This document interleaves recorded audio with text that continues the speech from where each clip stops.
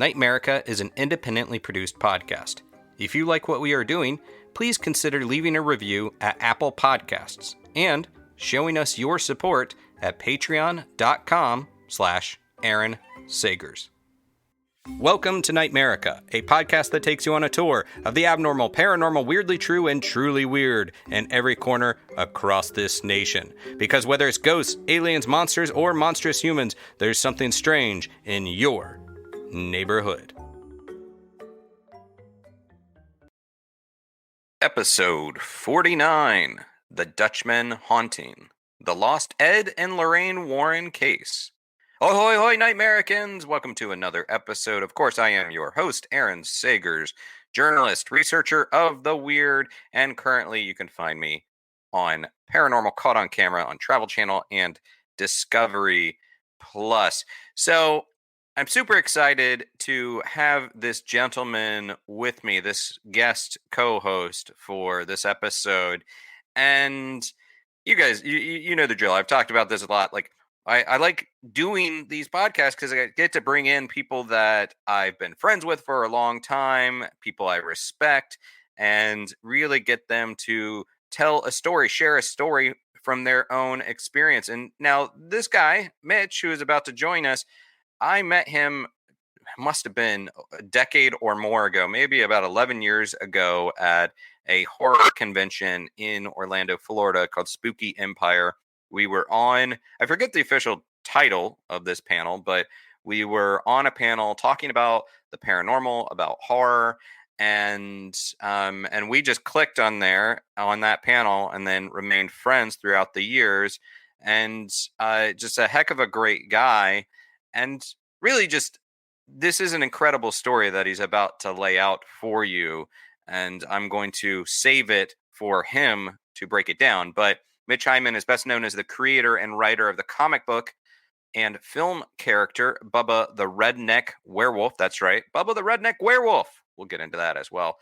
His career started in broadcasting for FM radio, and then he later went into the advertising industry as a writer. Mitch is also a published novelist. He's a short story fiction writer. His debut film, Bubba the Redneck Werewolf, was a most popular feature during its Hulu run, and then it later garnered international acclaim. And he has, the movie has been dubbed in several languages, which I always just love seeing someone's creation then dubbed in other languages. And the film is actually still currently available on Amazon Prime and on Tubi.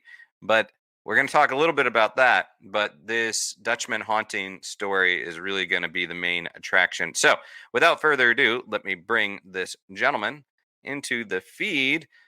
Mitch, thanks so much for joining me today, man. Aaron, thanks a lot. Thanks for having me. I appreciate it. I really do. How long ago was it that we were at that Spooky Empire panel? It was over a decade. The mist of time. Maybe it's for BC or BCE at this point. But oh, God. It had to be around at least 11, 12 years ago. Yeah, that sounds about right. Do you remember the official... Because I was approaching it, I was there for the paranormal pop culture angle, talking about the connection of the entertainment of the unexplained. This is, I think, even before I started doing TV stuff. And you were obviously on there as a horror writer. I believe it was paranormal. It was paranormal fiction writing we were talking about. Okay. How to write about paranormal instances, how to tell a ghost story, how to tell a werewolf story, a vampire story. Yeah. We also, another panelist on that one was Jason Sorrell, who was the Imagineer at that time, who wrote the Haunted Mansion book. And I haven't had him on this podcast, but I've since interviewed him for other things. So apparently good relationships were forged that day.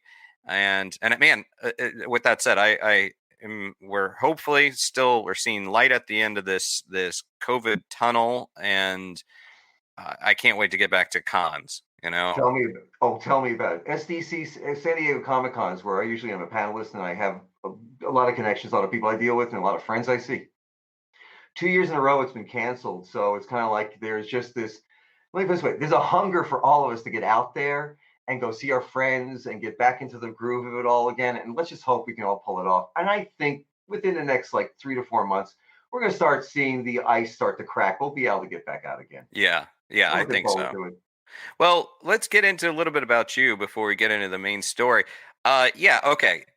The For people that don't know, give us the break. I mean, pretty much the name Bubba the Redneck Werewolf says a lot, but give us a little I bit get of a lot. insight My about parents are Bubba. so proud. I mean, give it, break down Bubba and the movie, and also the other character that we've seen. And I know I know you know where I'm going with that. So lay it out for us. It's very simple. Bubba's the original Florida man. Before there was a specific Florida man, there was a lot of guys I grew up with here in Central Florida because, I originally was born in the Bronx, New York, and then my family moved down here in like 1971. So I come to rural Florida, and it's like culture shock deluxe. Okay. You come from the Bronx into Yeah. just swamps, and it's like, wow. So you made your own entertainment. There wasn't any place really, so you found a lot of crazy things to do, and you had a lot of crazy friends. So we go out, we race trucks, and we go, fishing and gators and all the other nonsense. So basically, the city boy turns to a country boy. So I'm a Southern fried Yankee at this point. But I hang with these crazy friends, and they do some of the most bizarre stuff I've ever seen. And I'm like, as time goes on, it's really impressed upon me. And I decide that I want to get into the comic industry because I just loved comic books as a kid. So I get in the comic industry and I want to come up with a character, and I come up with basically, I loved werewolves. I love Hmm. supernatural. I thought it'd be really funny if you had a country ding dong werewolf. Basically, dumbass country werewolf. Well, it's really funny because I originally had Bubba as a horror character, and a good friend of mine, Michael Broom, who works on Walking Dead, The Orville, a lot of other shows, is a storyboard artist or is a design artist. He got together with me because he was working at Disney at the time, just working in the parks as a character artist, and I needed an artist for this comic book. We put it together, and we did this horror comic to start with. And Bubba was this vicious child killer and just terrible human being. And as time goes on, I wanted to bring him back, but I didn't want to bring him back that way because my taste in life had changed. There's a little more to the humor side of things. So I brought him back as a humorous character, more based on the people I grew up with. So it turns out that I have this great character. He's hilarious. He does all kinds of goofy stuff, drinks a lot of beer, smokes cigars, wears a red hat. The hat is a number 3 hat because I wanted to give him a curse. And the curse was the curse of Babe Ruth because he was traded from the Red Sox to the Yankees at the time. You got to remember, this is like 2004. I'm deciding to give him the hat. Hmm. And the Red Sox still had never won a World Series. So we put the hat on his head, and that was the curse of Bubba. So as time goes on, of course, the Sox win. The hat's even funnier to a lot of us at this point. And, the character kind of took off with people. They enjoyed him because he's a really big, tough kind of guy, but really sweet, really nice. Let me put it this way. If you had a zombie attack on your property at 3 o'clock in the morning, you could call Bubba and he'd show up as long as you had beer. If you had beer, Bubba would show up and do whatever you want him to do. And he was pretty much like a lot of my friends. Like, things would go wrong, and I'd call one of my buddies up and go, "Hey, this is this. My car's in a ditch. Whatever." "Well, yeah, man. Okay, great. I'll come get you. But got any beer?" "Yeah, I got some beer." "Okay, it's in the car." "Well, hell, let's pull the car out." He's like We'll pull the Spider-Man, car out. except in Central Florida, friendly neighborhood werewolf. Yeah, at this point, he's kind of powered by Coors Light. Let's Yeah. we'll go with that. So that's how the character got, started. The comic did very well. I started pushing to see if I could figure out how to make a film because, a lot of people go to Hollywood, try to get options, things like that. And it works, it doesn't work sometimes. I thought, I've been in audio video a long time. I know a lot of people. Let's see if I can pull this off. And so I did makeup. I worked at Halloween Horror Nights, that's where I met Jason Sorrell, by the way. I was doing Halloween Horror Nights, doing it as a makeup Cool. artist. And so he was a manager back then at Universal before he went to Disney. Wow, small So, world. oh, don't even make Well, that joke. I didn't even intend to make the joke, but I Everybody has just that earworm right now. Just blank it. Just walk away. You'll be all right. But anyway, the thing is, we decided to go ahead and try and do the film independently. We pulled it off. It was crazy. Everything worked out. The thing got picked up, it got distributed. And the thing I find fascinating is that we wound up on Hulu, and we wound up as one of their Halloween features, and one of their most popular for, I don't know, 9, 10 months. It was wonderful. And then Amazon still has it. It's over Tubi right now. But what I got fascinated with is when we went to Europe and it got picked up for Silvertone. Now, Mhm. Silvertone or Silverline is the German streaming service. So it got dubbed in German first. And the funniest thing was they see myself, because I play the devil in the movie. It's a long story. You can go take a look. And the devil in real life, you can ask my wife. Anyway, for anybody who deals with me, that it got dubbed. Now, the funniest part to me when the dubbing went down was that I heard a word that was not German. There's a scene where we have this gypsy who's discussing Bubba's fate and what's going to happen to him and talking to his girlfriend, Bobby Joe. And I hear the word Schicksa. I'm like going, Schicksa? Like, oh, there's no German word for that word. That's Yiddish. So I got a hold of a friend of mine who knew, the distributor. I said, ask them, who dubbed this? Mel Brooks? What's going on here? I mean, that word and then a few other Yiddish words of Plattdeutsch. I'm like going, okay, whatever you guys want to do is good with me. As long as you're not confusing people, I don't care what goes on. But it's funny how this became bigger and the global village picked it up. That's the point I'm making, that they enjoyed it. That there are rednecks in every country. And as I've done the fan base over the world, there's always somebody out there with a big truck out in the middle of the field doing something really stupid with either dynamite or some beer.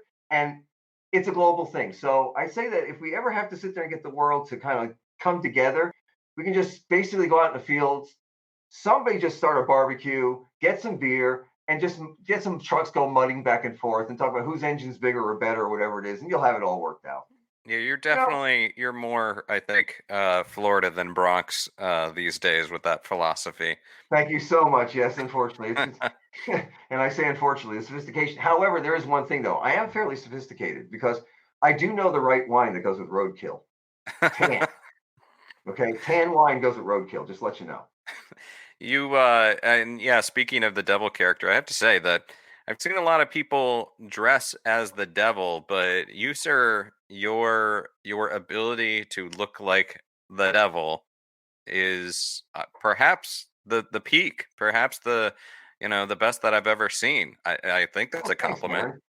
Thanks, it simply comes down to this. I've always been kind of a huckster in my life because I've been promoting, and you go in this business, you promote. So basically, my devil's a used car salesman.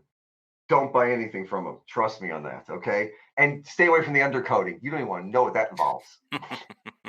Yeah, I mean, and I do like my devil to be the classic, red and horned and bearded, so that's you nailed it. So Thank you. We're going to get into this story, but before I do that, it's not really a game, it's more multiple choice, but it is a segment that I call Choose Your News. Choose your news. That was a terrible echo, but you look, the production value on this podcast, we don't, I didn't question anything. I just don't know why I'm sitting on a milk box. That's what I wanted to ask you. Your assistant just sit on the milk box. I'm like, really? Okay, never mind. Well, okay. This involves, I'm going to give you two headlines, and then you choose which one pretty much it's like Bubba the Redneck Werewolf. You pretty much automatically get the concept once I say it. So choose your news. I'm going to give you two headlines. That's it. He said Bubba. That's it. It's fake news. Walk away, everybody. Let's go. So, all right. Two headlines here. Headline 1. Elon Musk could help aliens notice humans. That's headline 1. Alberta War Room says Netflix kids movie Bigfoot Family disparages oil industry. Which headline? I don't know about the rest of you, but I'm kind of bored with Elon Musk. I'm going to go with the second one because that's fascinating. Is that Canadian? Yeah, it is. It's Alberta in Canada. That's right. So the other Florida. Trust me. Yeah. This comes to us from the globalnews.ca.canada from March 12th, so a couple weeks ago. Alberta's government energy war room is going to battle with a Netflix children's movie saying it inaccurately portrays the oil industry. The Canadian Energy Centre says more than 1,000 people have sent an automated letter off its website to Netflix Canada to let it know the animated film sounds like propaganda. Now, here's where the paranormal stuff kicks in. Bigfoot Family is about the son of the mythical creature. Mythical, no, not correct. The son of the mythical creature who fights an oil company and it made its debut on the streaming service earlier this year. The family-friendly adventure follows Adam and his dad as they take on an evil oil tycoon who wants to explode a fictional place called Rocky Valley for its oil. And the Energy Center says in a statement that the movie villainizes energy workers and tells lies about the oil industry. and it goes on from there. But what I love about this is that you have oil industry executives saying that the kids movie Bigfoot Family wrongly portrays the oil industry as evil. I mean, it's sort of like they're doing the work for the movie itself. They're doing the publicity for the movie.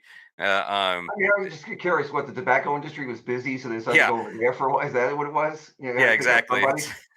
It's like a movie about men with twirly mustaches and monocles tying women to train tracks, and all. Snidely Whiplash from the old Rocky Bullwinkle, which is basically, Dudley Do-Right, Mountie, sure, okay. Yeah, it's like we, the consortium of twirly mustachioed, monocled men, take offense to this depiction of us as villains. And the beard strokers, we're going to go into that also because, seriously. It's like, we only did that one time, and... Remember, evil is only for people with facial hair. Just remember that. But most of us have shaved heads. Yeah. I'm waiting for Patrick Stewart to finally do a villain. I got news for you. Have you noticed that? Every bald guy decides that it's time to become a villain. I mean, Patrick Stewart, yeah, well, he's I guess, yeah, he pulls off the good bald guy. Like, he pulls off the hero bald guy. Right. But yeah, pretty much the reason I grow facial hair is so I can then stroke it while in deep thought or when hatching a plan. Yeah, I do the same thing. It's kind of like going, do I want the number 1 or the number 2 combo? Should I get that with extra? Should I get it with the extra sauce, or is that the super size? Damn it. Or why not both? That throws them. See, don't do the double.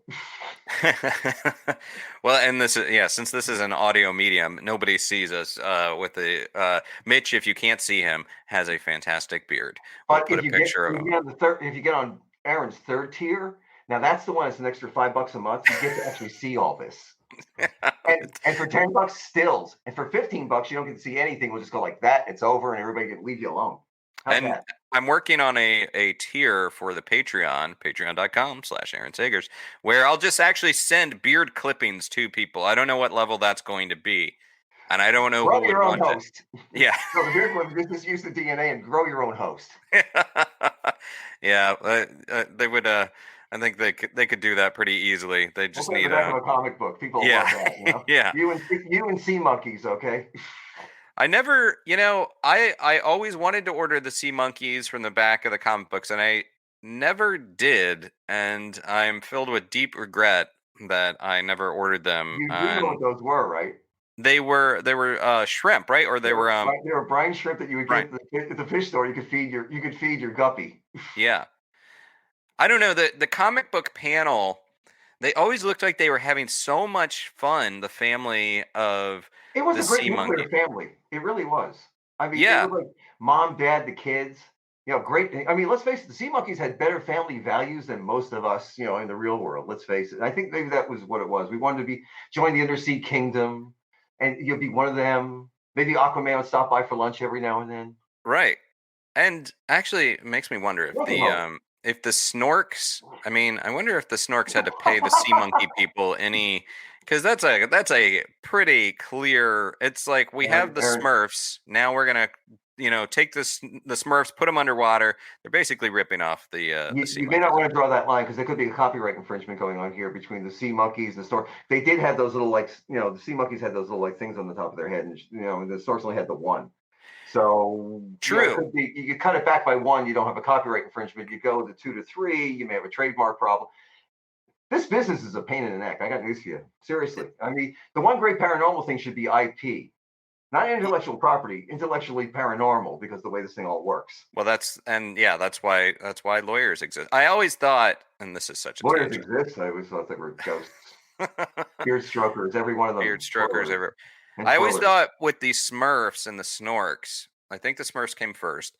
I always wondered if you look Hey, at the that's great. We're Smurfs, discussing this. Go on. so the hats they all wear all have the protrusion, and then the Those Snorks are all have the twirlers. snorkel on the top of their head. So I always wondered if there was some sort of evolutionary relationship between the Snorks and the Smurfs, and perhaps the Smurfs were covering up some sort of vestigial snorkel that they no longer used. Ladies and gentlemen, tune in to Night America next week when we discuss the value of the mystic cryptid Smurf versus the Snork. I mean, it's okay if your mind is blown. I just laid a truth bomb theory on you, I You think guess. they were wearing those hats to cover up, the snorkel? Is that That's it? it. That's what I'm saying. Well, something people used. I used to wear a hat to cover my point, but it was a different story. But I was able to kind of burnish that down a little bit. But maybe I should get the snork hat and paint myself blue. I paint myself red already anyway. Why not? Yeah, I mean, just I say, Colors are look, good. you could join the world of the blue. You could be a blue man. Have a whole group with you. Well, okay. Off This has topic. gone off Come on a on. terrible tangent. Get the rails back on this train, okay? We're bringing it back. We're bringing it back. We Okay, got parts of the time together. all right. So we're going to the 70s, and we have a story for you. And Mitch, I want you to lay this out for us. Let's hear about this Dutchman story and the connection to Ed and Lorraine Warren. NightMerica is brought to you by the Smell of Fear Candle Co. I love the way a candle can change the entire vibe and character of a room, and Smell of Fear brings a lot of literary and film characters to a room.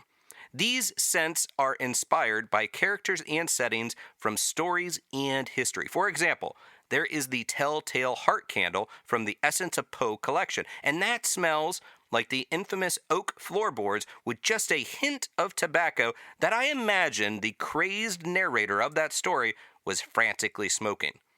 I also dig the Gonna Need a Bigger Boat candle from the Cinematic Sense collection.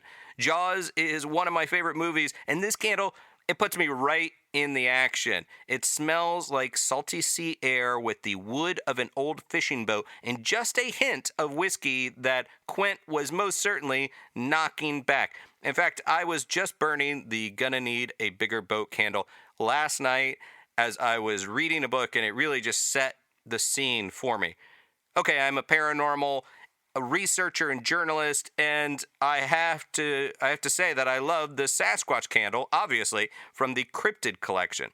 No, it does not smell like that stinky beast we all love, but instead it is inspired by the heavily forested areas in the Northwest that Bigfoot is said to roam, with hints of redwoods, cedar, pine, and earth.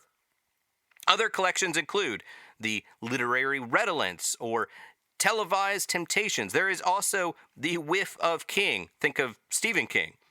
So with more than 80 candles and counting, Smell of Fear Candle Co. has you covered, and they have new candles released monthly. For instance, there is the Beware the Crimson Peak. That is a new scent that smells like earthy red clay. And I love the TV show What We Do in the Shadows. And that theme song, You're Dead, it gets stuck in my brain all the time. So there is the You're Dead candle, which is an homage to What We Do in the Shadows. And it smells like red currant.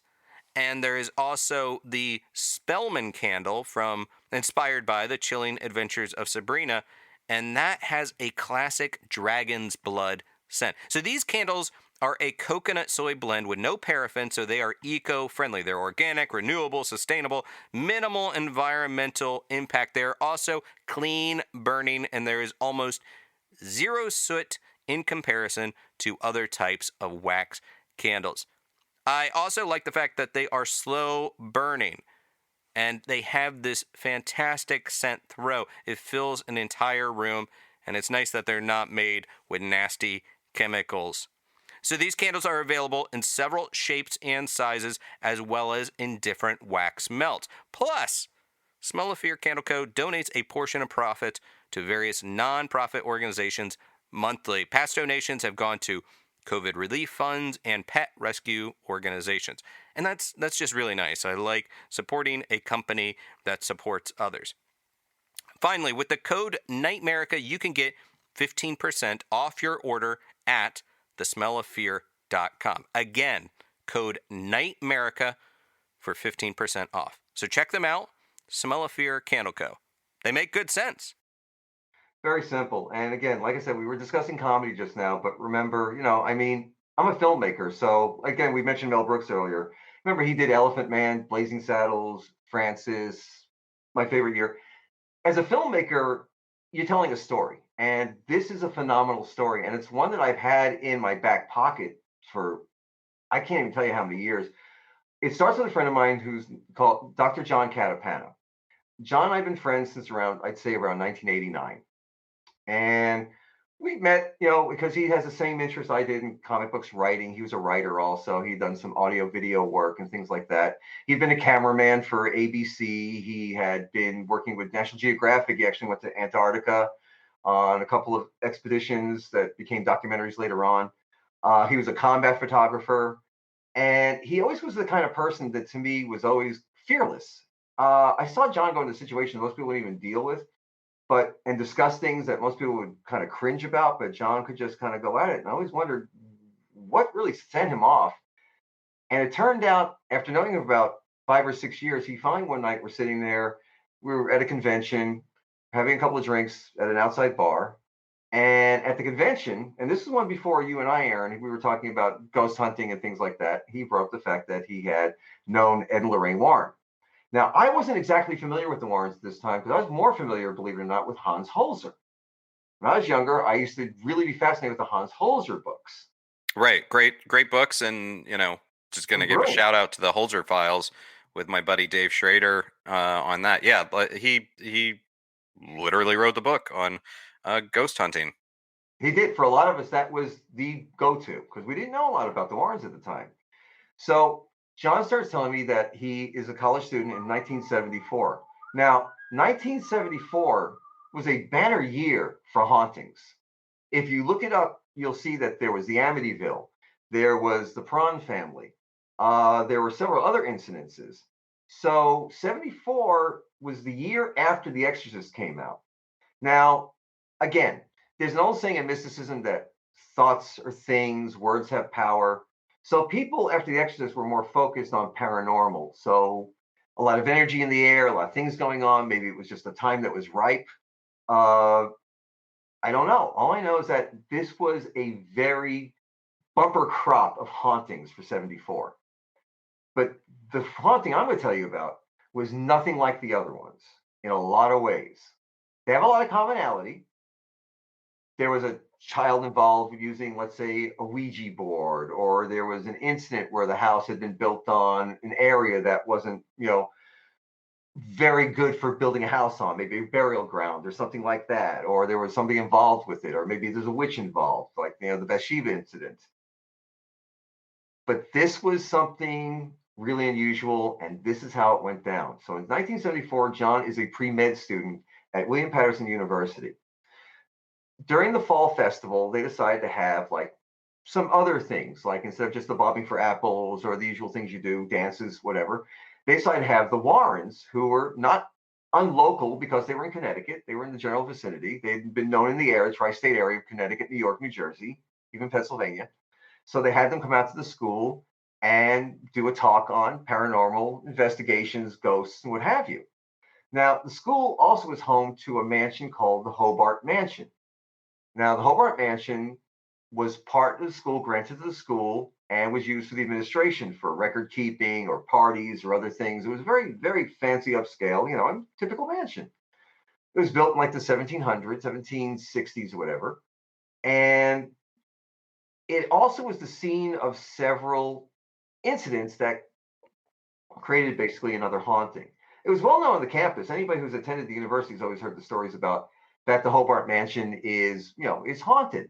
So John had been working in the administration, and he worked in the basement area of the school occasionally, of the mansion occasionally. He'd hear noises and he heard a child crying one time, heard footsteps, he heard people whispering and talking. So he was familiar with it. So he went to the lecture. He watched Ed and Lorraine. He walked up saying he was the reporter who's going to be working with him from the school newspaper called The Beacon at the time, and he was going to be working with him that evening. So he And went, great. this is during the time, sorry to interrupt. This is during Sure. the time when, like you said, this is before Amityville. This is after the Conjuring case really Right. was kicking off. And this is when they were making the rounds, as we've seen in the movies of like the slideshows. They're clicking through the slideshows and showing Exactly. evidence. So I think in the opening scenes of The Conjuring, this is kind of what we would be witnessing.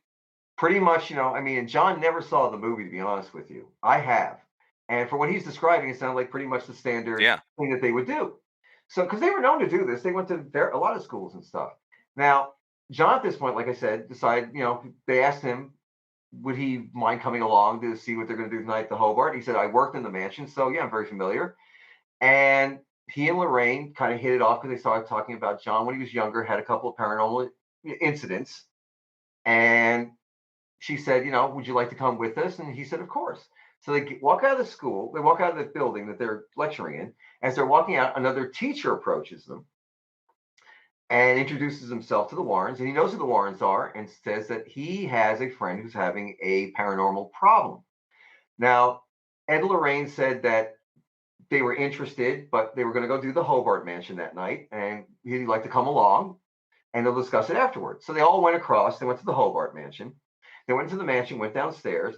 Lorraine did her investigation, which she determined was echoes. Now, in hauntings, a lot of you are very familiar with this, know what they mean by an echo. An echo basically is like a movie that keeps playing over and over again. It's nothing going on at that time, but it's a reflection of something that did happen there. Sort And of what we would, in sort of the modern parlance, we would call it a residual haunt. exactly, that would be a residual. Thank you. That would be a residual haunting. I was trying to get the term. Thank you. So it involved a young child who was sickly. He didn't do very well. The nurse was taking care of him. I believe the child might have passed away, and that was part of the residual haunting. So Lorraine determined there was nothing really dangerous or deadly there or anything like that. It was just going to be an echo, a residual haunting that they're just going to have to deal with the fact there'll be noise and so on and so forth. So they go and they leave. As they're leaving, the other gentleman who came up, or the other teacher came up and said, reiterated that he really needed to get him to take a look at this incident that's happening to a friend of his. Now, the friend was a fellow instructor at the college, and she was a music teacher, a music instructor. Her husband was a fine artist at the time, and he had gallery showings and things like that. But there was an incident involving their daughter. They had two daughters and a son. One of the daughters had decided she wanted a Ouija board for her birthday after seeing, the family. I guess the older sister took her to see The Exorcist. Now, this child is about maybe 11, 12, and the Hmm. older sibling was like 17, 18. She's a student at the college. So 18, 19, something like that. So, took her to the show. Kid was fascinated, like a lot of kids were back then. Even I saw The Exorcist when I was younger. I saw it when I was, younger kid. And I have to admit, it was more than any monster movie I've ever seen or anything I've ever encountered. Even The Haunting or Legend of Hill House is nothing compared to this thing. Very visceral, Yeah, it was a game changer as far as paranormal pop culture goes. It did launch essentially this genre in a new way. Right. And You're 11 years old, but you're 11 years old. You see this, you decide you want a Ouija board. yeah, Her parents weren't really hip to all this stuff at that time, and she's a music and art and default as an artist.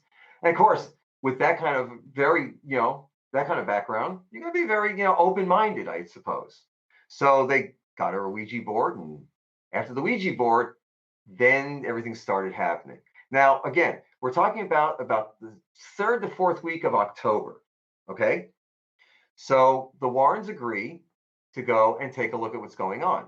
They want John to come along because Ed and Lorraine had kind of hit it off with John, and John really hit it off with Lorraine. They had some really interesting discussions about where they think that this kind of energy goes when people die, how entities enter into this world, how they get stuck here, what they want when they are here. And it was a very interesting discussion that they had. We can go into that later on, but let's get to the meat of the story right now. Okay, that's more important. So they requested John go see a priest. Now, John's a Catholic.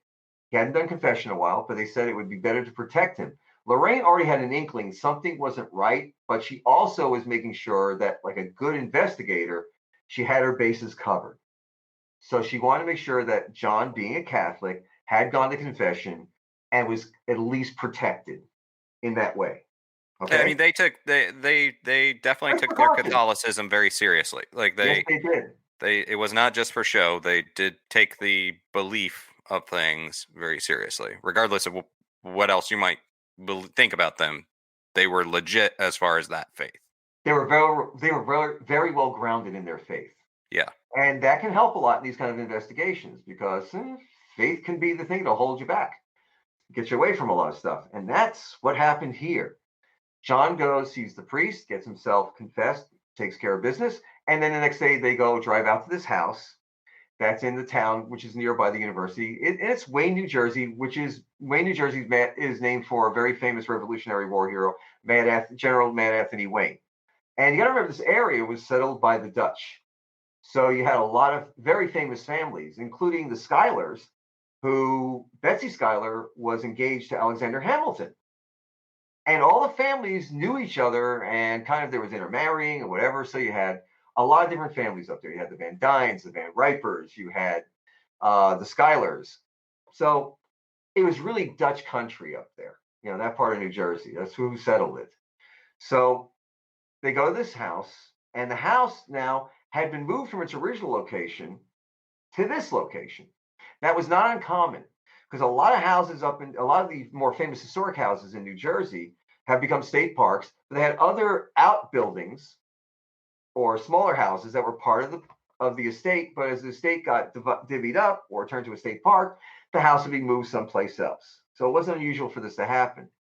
So the house had been moved, and these people had been living there for about 3 or 4 years at the time. Now, nothing had gone on, it'd been pretty basic, pretty quiet until the kid got the Ouija board. And after the Ouija board, things started going really wrong. They had incidents where they had seen faces at a window that was like 20 feet above ground level. They had neighbors reporting that when they weren't home, the curtains would pull back and they'd see some dark figure looking out at them. And nobody could figure out exactly what was going on at this point. And as this was going on, the child herself, the younger one, the 11-year-old, was getting sicker and sicker. She was starting to waste away. They weren't sure if she had cancer, she had tuberculosis, or some other disease that was just basically draining her life energy. They didn't know what to make of it. So the kid at this point had been moved to a relative's house, and they were barely living in the house at this point. They were going between, I believe, a friend's house and a hotel at this point. They had the older daughter with them still, and the younger son had been sent to relatives also. So when John arrived, it was just Ed and Lorraine, the lady and the gentleman who owned the house, the husband and wife, and him. So now they go around to the back of the house where the garage is located, and they enter through the garage. Lorraine and John are the ones who enter the house because John has a sensitivity to this stuff, and Lorraine picked up on that. Ed stayed outside kind of as an anchor, allowing Lorraine to go in and look around. So John was kind of going along with Lorraine to kind of keep an eye on Lorraine for Ed. That's how it started. They walk into the house, and within about a minute, Lorraine's already ready to pass out. She feels like according to what John's telling me, there are needles like in the side of her head. She's short of breath. She can't stand up straight. Then John starts feeling it. He starts to fall over, and he feels the needles pricking him. Thousands and thousands of tiny needles. Lorraine starts to pass out. John gets her and yells out for help. The owner of the house, the wife, comes in and basically helps all of them get out to the backyard to sit at a picnic table. Lorraine at this point does not want to go back in the house. John's reticent too. He's not happy about it. He doesn't go back in the house, but Lorraine, the first thing out of her mouth, according to John, was that there's something in there, and it is really not good. And it's intense enough that it basically kicks her out of there. Like it does not want them in there. According to Ed, this hasn't happened to her very often. This is really rare. And actually, he, according to John, seemed a little more nervous than had been before. So at this point, they're sitting outside trying to discuss what a plan of action should be. Now, these people are desperate. They want them to come back and really investigate. But unfortunately, now here's where it gets interesting. They had other engagements. Now, this is October 1974. Now, remember, we had Amityville, we had the Perron family, which is where the Conjuring was based on. So we had Rhode Island, Connecticut going on at the same time, and Long Island. Now, they said they had to get back to Connecticut. Now, the only incident at that time in Connecticut was one that's not really discussed. It's the Lindley Street haunting. Mhm. You ever hear of it? Yeah, I have. A family named the Goodens was involved in this. Now, this is the one that had the infamous talking cat. There was a policeman that went to the house, and the cat walks up to the policeman and starts asking him about his dead brother. So you think this is where they were going to? I believe they were on their way to. I think they're on their way to Bridgeport to go to Lindley Street. I mean, this gives us a little bit of a timeline because, and I could be wrong. I don't think they entered the scene on Amityville until March '76. So I think it was a little after that. But the Perron family had been taking place. I forget when that started to slow down, and then sounds like this is placing them in. This is the Warren timeline. This is placing them around the time that they would be going to the Lindley case. It was November 1974 the Lindley case really burst wide open. Right. And they were known to be in the area at that time. So I believe that's where they were. They were involved in the finishing up the Lindley Street case. With the they leave. They leave the scene. They're gone. And so before they leave, though, Ed looks at John and says, "Look, you're working as a reporter." And John goes, "Yeah." He goes, "So you're used to asking questions and all that?" He goes, "Well, I'm a pre-med student." He said, "I'm a student assistant. I'm just working for the paper." He said, "But yeah, I mean, I do investigative work because, part of being a medical student is learning diagnoses and pathology and, all that. So, he's a scientist basically. So he's used to investigating things, asking questions." So he said, "Well, you're a reporter." He says, "Can you do us a favor? Can you get us some information?" And he goes, "What do you need?" He goes, "I need the name of people that, possibly owned the house before them. I need to know certain records about, where the house was originally, the property, so on and so forth." He said, "Can you do all that?" And then John goes, "Yeah, I can get that information," because you go to the county record office and things like that. And back then, a lot of the church, especially the Catholic Church, would keep like birth records and wedding records, death records, things like that. So it wasn't too hard for him to get started. Like I said, it wasn't hard for him to get started. As he started, it got hard to get out of because it got deeper. This was one hell of a rabbit hole. He never thought it would go like this, and I'll tell you what happened after that. So John talks to Lorraine, and Lorraine says, "I have faith in you. You have a background for this. You'll be okay. If you're not, just go back to the priest." And John's like, "Okay." He's not anticipating any problems. So now he takes off to find out who owned this house. And that's when it starts getting crazy. So John leaves the family. He doesn't have a whole lot of connection with them. He did promise them that he would not use their name. They didn't want the publicity. And he would try to keep it as, quiet as possible. So he now has to go to state records offices. He has to go to the church to see if he can get birth records, because he's trying to find out who the original owner of this house was and where this house was located. And we can use their alias to refer to them as the family, right? Right. We can use them. We're going to call them the DeMarco family. How's that? Right. That's what we're going to call them, DeMarcos. So the DeMarcos basically now own the house. John's going to find out who owned it before the DeMarcos. And the DeMarco's daughter is the one who's in danger at this point. And and John knows he's got to move fast because the kid's getting worse every day. Let me, when we say getting worse, okay, so picked up a Ouija board, started interacting with that. But what kind of visuals do we have here? What is being seen? Here's what's going on. The sister, this is how the whole thing starts. So after she gets the Ouija board, the sister wakes up one night and she's just hot and she's like boiling. She gets up, she looks around the room, and she sees this black shadow coming in under the door, heading towards her sister. The shadow crawls up the side of the bed, gets to the sister, and she sees the shadow enter into her mouth and her nostrils, and sees her sister stiffen up, and her sister slowly levitates a bit off the bed. Wow. She's not sure what's going on at this point because the kid either stiffened her back or she's actually levitating off the bed. Slams down, screams, and then the sister screams, and the parents come running in, and the whatever that dark shadow was disappears. But it entered her. Yes, it entered her. That was the first time they knew that they had an entry into her. Turns out it wasn't the first time. That's what we found out later on, that this kid had been doing this for months. And this thing was becoming bolder and bolder and bolder. Why it became bolder and bolder? That's another interesting point of this I'll get to in a second, because let's just take you to where John wound up. So he winds up at a state park where one of the houses had been moved from. And it turns out that the DeMarco family wanted to do the house exactly as it had been when it was first built. So they tried to find some of the furniture or period furniture that went along with the house, right? So they went to an estate sale, and it turns out they actually got 3 or 4 pieces that had originally come with this house. Now, one of these pieces was a huge break front. Now, if anybody knows what a break front is basically you store dishes and all kinds of things in it, right?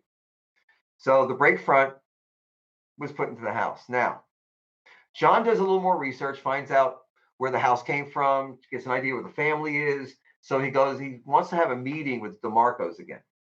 So he goes to meet with the DeMarcos, and it's very interesting. He gets to the house, and the older daughter's there, and she has her boyfriend with her. The boyfriend turns out to be a friend of John's. He didn't know he was dating her. They had been in freshman biology classes together. And he knows this guy is a very straight shooter. He was going to be a research scientist, a very straight shooting kind of guy. And he tells John, as they're sitting there waiting for the mother and father to show up, they're sitting at the picnic table, the infamous picnic table you'll talk about, sitting outside the house in the backyard. He tells her that he's sitting there one night and he sees a salt shaker that was up on the break front. It lifts up, starts to float down towards the table, gets down towards the table, spins, and then turns over. And he's like, okay. A couple of seconds later, a glass of water starts to tip. Doesn't tip over all the way. It stands like it's stock still, and they're all just staring at it. This is what he saw and told John. Then the glass flipped back, shattered. Nobody knew what to do at that point. Right. The son started getting upset. The younger daughter just sat there morosely, not saying a word, making a sound, and everybody else is in a state of shock. They calmed the boy down. The daughter just seems to be out of it at this point, like she's gone into some kind of a trance. As John starts peeling back, he starts wanting to talk to friends of the younger daughter. So he is able to arrange a chance for him to meet with the kids. Now, remember, it's 1974. So for an adult to go into a high school or a junior high school wasn't unusual, especially if there was a problem in town, they want to talk to some of the local kids.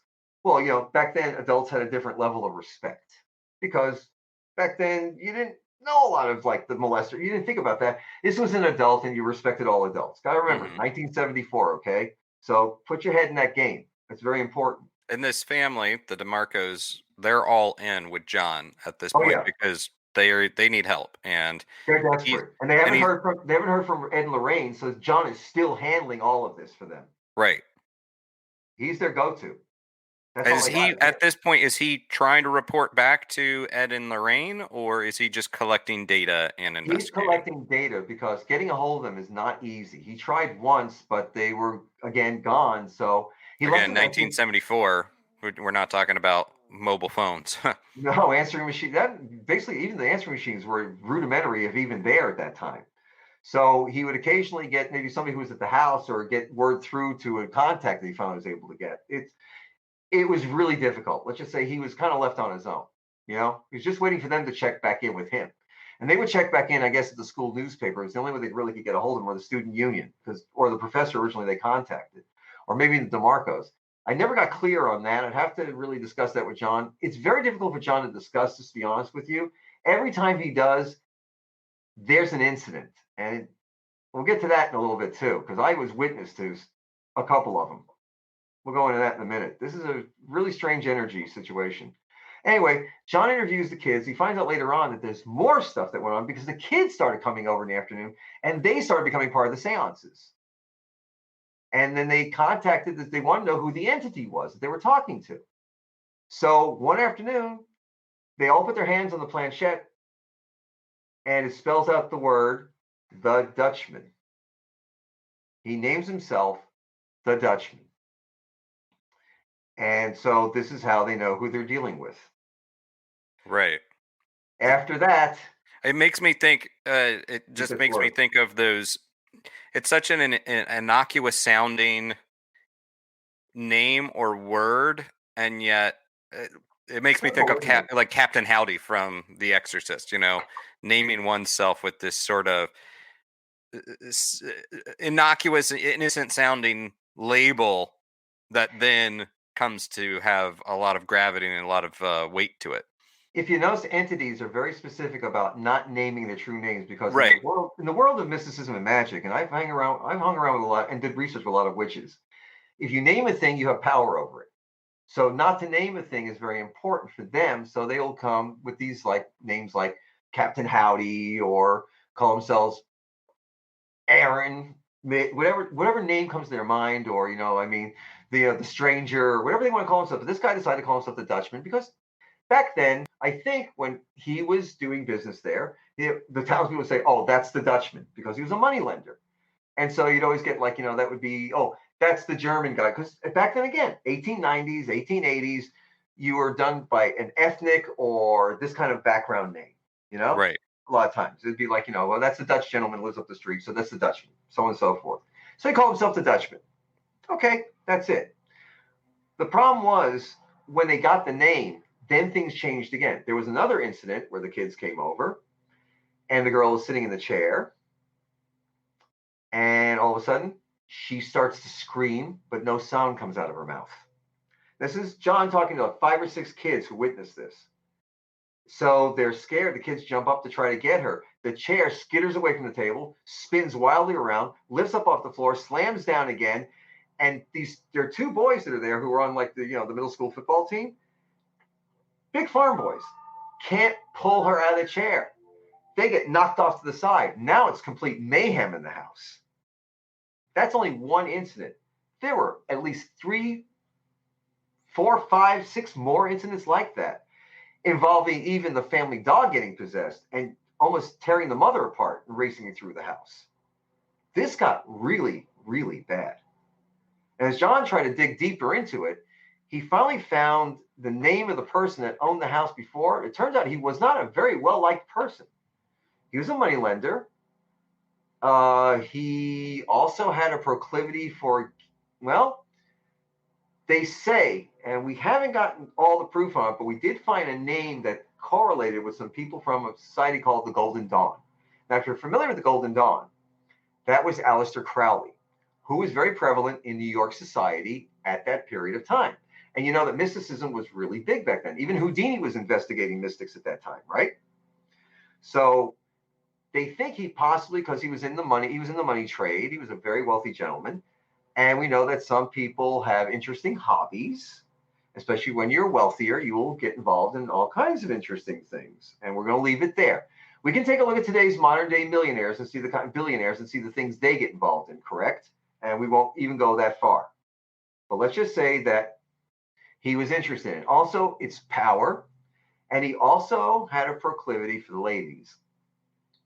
He was kind of a ladies' man.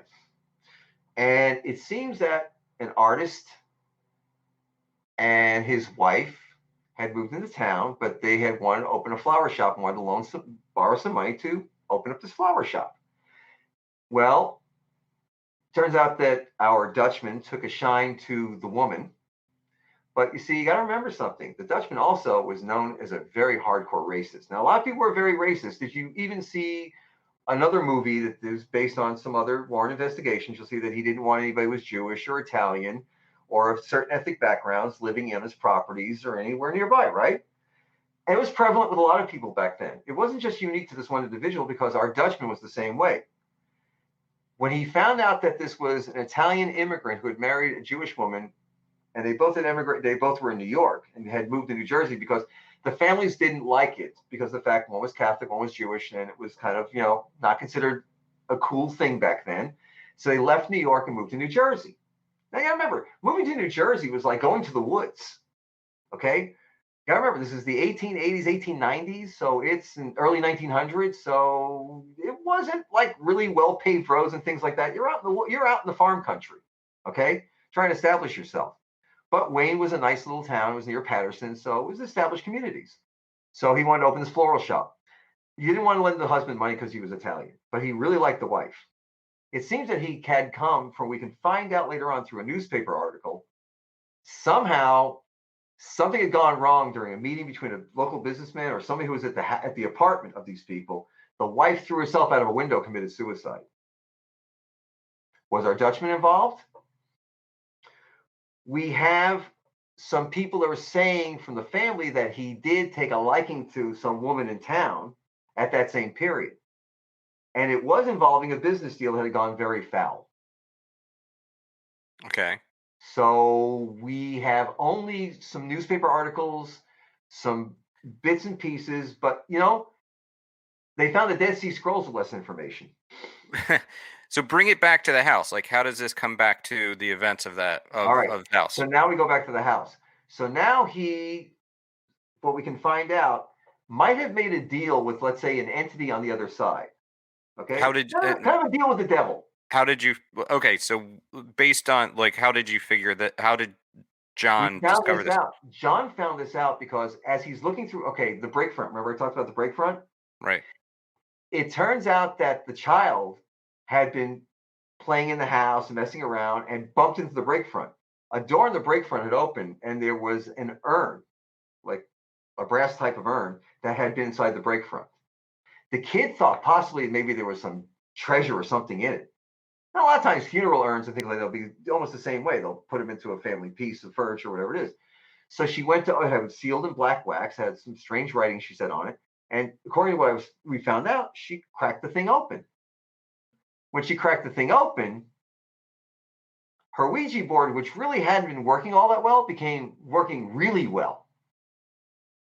So at this point, we're trying to figure out what had gone on.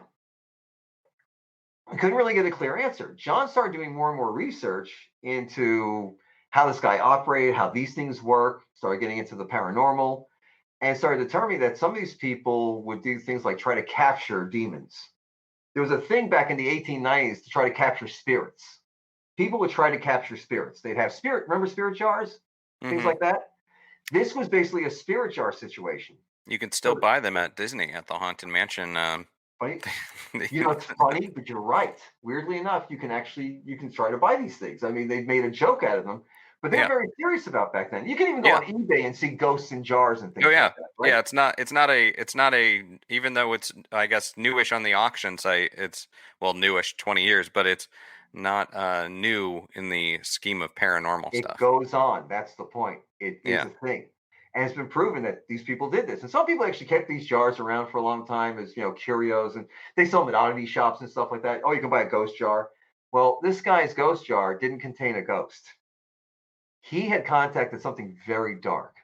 One of these entities that might have come in from another dimension. Because we're not sure, you can say hell or heaven or whatever you believe, because faith does put labels on these things. But just remember, we're not sure exactly what these things are. From the first caveman who encountered one to the day that this has gone on to even say, this is energy. And even physicists have said that energy can go transdimensional. So we don't know if it's an interdimensional being, what this thing is. We do know one thing, though. It was malevolent. It was not happy about being trapped. And it started a lot of trouble. Now, the Dutchman had already now possibly been involved in a suicide. Or maybe he was the one that forced the suicide. We don't know really what would happen. Now, in the script that John and I wrote, for the movie, yes, we did a cinematic take on what we believe from the fragments we had. Of course, there's a lot of that goes on. That's normal. But the real deal comes down to we don't know what this guy was really up to. We do know that this jar existed. It had something in it. So we think he made a deal with this thing and then tried to either get out of the deal by trapping it or making sure it kept this part of the bargain by sealing it up. Now, he passed away in the interim between all this. Now, when John went and interviewed the remaining family members he could find, which was like an elderly cousin and her nephew, she spoke about how he used to keep the room dark and he had this jar and he would occasionally just sit there and kind of cradle the jar and finger the jar. And he was talking to people. It was eerie. It was so bad that when he passed away, the Catholic Church did not want him in their graveyard. The other Dutch Reformed Church did not want them in his graveyard. It turned out later on he was found in a unkept, falling down, just dropping into a hole, part of the Methodist graveyard. Where occasionally they would, because they were very charitable, they let ne'er-do-wells and people like that be buried there. They even changed his name, I believe, on the gravestone. I'll have to ask John that he couldn't be identified. The family didn't want anything to do with him. The house went into basically an auction situation. The furniture was just basically sent out again for auction. And it wound up at other relatives' house. That's how it wound up at this other famous house, because there was a relative of these people, these very famous people, very well-respected people in New Jersey, and his furniture wound up in their house. So But this, when they did the estate sale, his furniture, specifically not the furniture originally came with the family, of course, went on the auction block. They wanted to get rid of it. so with so you have the Dutchman, who you believe is actually a spirit that has made a deal with something darker. Something darker comes along. Let me get to that point. Yeah. Real quick, if you don't mind. Let me jump in on that one. This is what John and Lorraine both figured out together. What happened was that the Dutchman had passed on and he wanted revenge. Well, he meets the entity on the other side who grants him the ability, if you'll get me this, this, and this. They made some kind of crazy deal. He comes back, but he's not effective. He's not getting the job done as quickly as this entity wants. This thing's impatient now after being locked up all these years and now it's free. He wants retribution. So he doesn't feel the Dutchman's doing his job correctly. He forces the Dutchman out, takes over the persona of the Dutchman, appears as the Dutchman. Because Lorraine said, there's a human spirit here, but there's something else. And John said he felt like he was pulled in two different directions when he first got nailed by this thing. So both he and Lorraine, John being empathic and Lorraine being who she was, they both felt it. So this may be the first time that we have a demon making a deal with a ghost making a deal with a demon, and a demon being torqued at the ghost saying, nope, you're going into limbo and I'm taking over. Because when Lorraine later on contacts the entity in the graveyard, when they went to go look in the graveyard to find the lost grave, which is another incident that you'll see in another movie. You have to find the graves. Graves are very important. A lot of psychic people say that finding the graves is standard thing. When they get out to the graveyard, Lorraine stops still right in front of this one grave, according to John. And the little girl now is even with them, and Ed. And it's kind of taking care of the little girl because it's getting bad. John felt like he was getting knocked over, and he felt like, again, the two presences. And Lorraine said that the Dutchman was in a gray zone, alone, miserable, and upset with what he had done because he had turned this thing loose and he had no way of stopping it. That's when Lorraine said, okay, this is not a human haunting. This is a demonic entity of some type. And then that's when they had to get the Catholic priest involved, and they had to have 2 exorcisms for this place. One didn't do it. It took 2. So they re-entered the scene. John is still involved. Right. After he gets all the information, he finally is able to get a hold of Ed Lorraine and says, I got everything you need. So they come back. When they come back, that's when he said, I think I found the grave. So they all left the child to make sure they had it right. Because unfortunately, she was the litmus paper for this. It's a shame, but that's the way it worked. So the child, who's half out of it, Ed, John, and Lorraine, go to this broke down, ripped up old cemetery. And as they're walking through, John points out where he thinks he found the grave, and Lorraine stands there, and that's what takes it and take it from there. Then they decided John's part of it was over. John, after that day, kind of went to go write his article, and it was up to Ed and Lorraine to get the exorcisms done. And John didn't know about the exorcisms until a couple of months afterward, when he ran into the daughter and his friend on campus. And so when the Warrens came back in, when Ed and Lorraine came back in, they enlist the help of a church, of the Catholic Church. They have these two exorcisms, which is always difficult to document because the church doesn't really comment on exorcisms it has performed, which is admittedly, I mean, it is a big loophole in a lot of the Warren stories because it's hard to verify that information. It's the big, we'll just call it the bugaboo. It is the big elephant sitting in the room. It really always is. Always is these investigations. But as far as the family goes, the DeMarcos, so John leaves, he runs into them randomly after he has kind of exited the exit scene, right? And they say these exorcisms did happen, and the family says this is now kosher again. Everything's gone back to normal. Yeah, to a point, but here's the problem. Maybe their problem stopped, but John's didn't.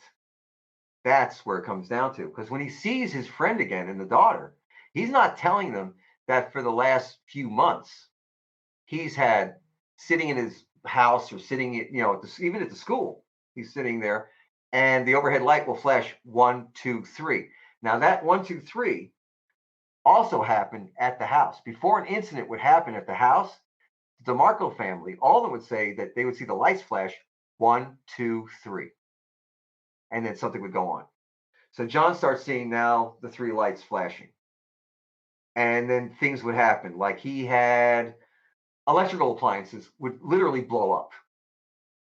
Now, one thing we do know about these kind of entities, they have an interest for some reason. Electricity is very much part of them. Okay, magnetism, electricity, so on and so forth. They love electrical appliances. John is an electrician. He's had ceiling fans he's installed. He knows what he's doing. And he's had like 3 pulses, and then they explode. Now, as this all went on, now John does not want to tell this story. And I pushed him for years. I said, man, you got a great story here. This is all through the 90s, the early 2000s, before the Conjuring things, all this other stuff went on. I said, you really should. Now, he did have contact with the Warrens again, because Ed was very interested in filming some of the incidents that he's been dealing with. And videotape was kind of a new medium to a lot of people. John was very familiar with it. So John actually had met with them again to talk about videotaping and things like that. So we'd run across them again. But they had no contact beyond that point again. So it was just, they didn't even discuss the DeMarco incident. They probably just pretty much left it. And John didn't even bring it up, which is really interesting to me that he never even told them about what he's been going through. Because it would come and go. He thought it was just like random. He didn't really think anything of it because he didn't say anything. There's nothing insidious. It was just the 3 pulses and something blow up. Nothing really major happened. But as time went on, it got worse. He'd be in the field somewhere and something weird would go on. And like I said, he became a combat photographer. He got involved in some very crazy situations because he always felt like his time now was ticking away from him because he was marked. Something was marking him. He felt like he was always chased by something. And the funny part of it comes down to is that even as John started doing some writing, I worked with him a couple of comic books and some books and things like that. He always had this thing about getting things done and getting them done quickly and getting them out of the way before something would go wrong. He just was privately haunted by something. And I'm his friend for 30 some odd years. We were very close friends. But John's the kind of person that you just don't ask because you're not really going to get a response. He's very flat with certain things. But this used to pique him. Then it got bad, though. That's the thing. Then it got bad, and he came to me because he knew I knew some people that might be able to help. So he started having more and more incidents at his own home many years later, 30, 40 years down the road, let's say. These are the things I find interesting about this is that I mean, look, I've talked about it on this podcast. I've talked about it elsewhere. I do think that sometimes there are things with the Warren cases that don't line up for me. But what I do find interesting is you have a track record of John, who was a started out as a med student and also writing for the newspaper and got involved in this case, which he then wrote about, and that was published in the newspaper as well. Talking about this case, and but this is not School a proved person. it. This is And not a here's the thing. person. Say again. Okay. Here's the other thing too. If you ever, when I was a college instructor, now John was a professor. He actually taught at a university for 10 years. He taught communications. And it's what's interesting to me is that the fact that when you work for school papers, do any kind of school projects, you're usually graded on doing this kind of thing as part of your grade point average and things like that. A lot of times it was back in the day. So they were very specific about the parameters of what you were doing, publishing anything you came up with because it would reflect on yourself and the school, correct? Mm-hmm. So they saw the article, and the editor of the paper was a professor who went on to become work for the Court of Appeals, I believe, in the D.C. area, approved the article and let it go forward, as did Well, other people. and then years pass, so now we're 47 years down the road, Right. and Sorry for obviously the it's aside. it's been Yeah. about coming up on 2 years since Lorraine Warren passed away. But during this time, it's not like John has then built a career trying to be a paranormal investigator or get on No. TV as a ghost hunter. But so there's that, but it's also the Warrens, to my knowledge, never came out and either they didn't dispute his reporting, nor did they verify it. But it does seem like that would have been something that if they were going to push back on, they were pretty vocal enough and they had a platform that they could have done that. Well, the thing is, people who knew Ed and Lorraine had run across John at certain shows, and one time I actually had asked him, and it's really funny. It was the show that I premiered my movie. I actually premiered my movie at one of the conventions, the horror convention, the same one we had done. And thought it would be really kind of cool because I had John work with me on the movie. He was one of my line producers, and he was working with me. And he actually did a talk on what happened, and it was about a 2.5 hour talk. It went on for a lot longer than we thought in one of the bigger ballrooms. And he had a hell of a crowd, like about 400 people in there. It was a good crowd. And he was telling him that. And there were two or three people that actually were connected with the Warrens and didn't question what John was saying because he had been filling in some gaps that they'd been wondering about, from what I can understand. So this is a very, very unusual investigation because John is reticent to talk about it. I have to literally, I'm sorry, I pushed him to do it. I thought, helping catharsis, maybe get out of your system, maybe a little better. I'm going to be honest with you. I feel kind of guilty in a way because something. Every time he talks about it, something happens. It gets worse and worse. And then there was the incident at my house. If you want to get into that, we'll talk about that sometime or today, whatever. Well, let's come back to that because Yeah, we are running long for the podcast stuff, but it's I do interesting. apologize. No, no, no, no. But it's interesting because not at all. Plus, it gives a teaser to, you know, set up the next thing, down the road. But Didn't mean to do um, a teaser, just trying to get a yeah, story out. the the but what's interesting is that this happened and then feels like perhaps something made the leap, at least John feels that way, made the leap to him and it's kind of lingering around him now. It attached itself to him because he was as sympathetic. I guess his vibration was as sympathetic, I suppose, as Lorraine's, but he wasn't as well guarded as Lorraine was. Lorraine knew how to block and defend herself. Unfortunately, John didn't know how to make, I guess, these mystic wall that would separate the two Yeah. of them, as it were. But it's really interesting because I brought in, like I said, a friend of mine who I haven't seen in a very long time, but she was a very dark witch. And she was a Lilith, one of those Lilith worshippers. So very, very dark. But even she said, when this whole thing on with John, that this thing was basically writing him until it got what it wanted. Now, it's very interesting. A lot of these things want to be left alone, right? A lot of you'll say they want to be left. There are other ones that feed on human energy and they enjoy it. They eat it like it's delicious. This is one of those. Hmm. He will drain your energy. Thing is, this wants more. It wants its story to be told. Because this way it can not only, I sat there and said, are you kidding me? It's kind of like somebody wants to just not scare. One person wants to scare hundreds and thousands of people. And she looked at me and she goes, kind of like that. I said, really? This is a needy and greedy entity. Maybe it's not a bad person or a good person. I couldn't tell you that. I wouldn't know. But I can tell you that much. It loves attention. I'll tell you that much. Yeah, I mean, that is a recurring theory with a lot of these types of darker things, that they do feed off of a fear, and that acknowledgement empowers them. So, well, with that said, I mean, this is a crazy story, and I think there is more to be told down the road. But but as far as the DeMarco's family, where are they now? And is there still any ongoing contact or lines of communication open with them? A little while after everything went on, they sold the house to another family who have had no problems, from what I understand. But we can figure out. There's been no, because I haven't heard anything about that section of New Jersey having trouble in that area. What's funny though is that there was a house that was not far away from there that came from another estate. They actually dismantled the house because there were problems with ghosts, and put the house back together, trying to get the ghosts out of it. They actually took the house apart, put it back together to try to rid themselves of the ghosts. So it's interesting what goes on in this particular area. But this other family's had no problems. They pretty much have disappeared, gone their way in life. This is 1974, so we have an 11-year-old. Figure what an 11-year-old would be now these days. How old she would be? 57, about. Easily. And the younger son probably is in his late 40s, early 50s. The older daughter's probably in her 60s, close to 70. So, and I don't even know if the parents are still around, because they'd be 80s, 90s. So it's hard to tell at this point. I do know that what we have left, though, is a newspaper article, a college professor, and a really strange incident that still has not been properly explained and may never be explained.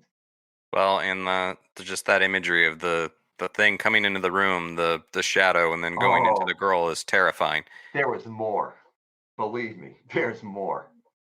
With that said, Mitch, thank you for sharing this story. Before I let you go, where can people find you and follow your work?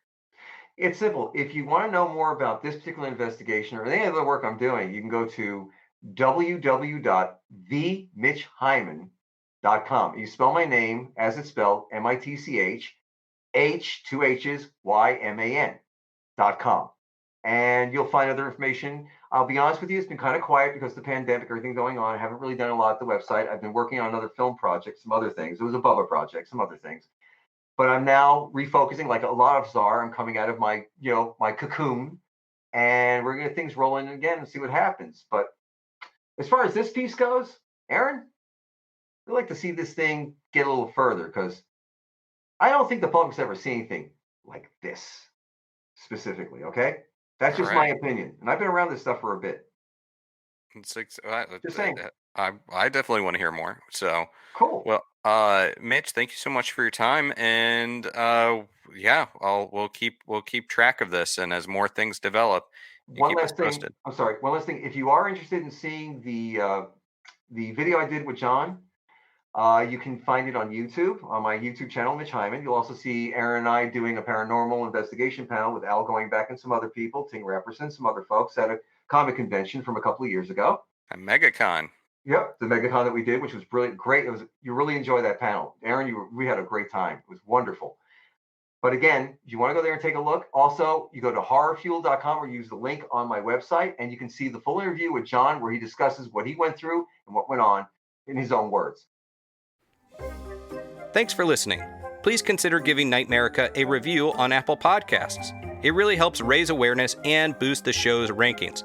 Also, give me a follow on social media at NightMerica on Instagram and Facebook, and at Aaron Sagers on Instagram and Twitter. And share NightMerica with your friends. If you are able, I'd really appreciate your support on patreon.com/Aaron Sagers, where I also create tiki recipes, hold live streams, and share exclusive content. If you'd like to share your own paranormal stories or get paranormal advice for entertainment purposes only, email nightmericashow@gmail.com.